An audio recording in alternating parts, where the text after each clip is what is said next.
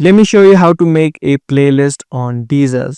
Welcome back everyone to a new tutorial video on Howgenic. As you can see, this is a playlist that I've created inside my Deezer account.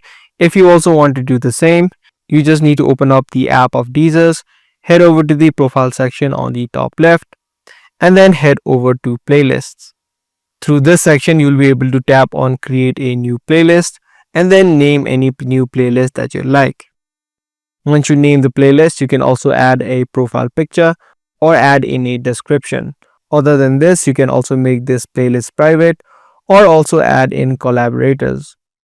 Once you've done that, you can now tap on create on the top right. This way, a playlist now has been created, but in order to add in songs to this playlist, you'll see the option called add tracks. If you tap on the add tracks option, it's going to suggest you tracks that you can add into this particular playlist. You can also search up songs, tracks, or playlists on this search bar. To add songs to this playlist, you just need to tap on this music icon, and the playlist and these songs will be added to this particular playlist. Now if you head back, you can see the songs now have populated and have been added to this playlist. So that's the way that you create a playlist inside of Deezer.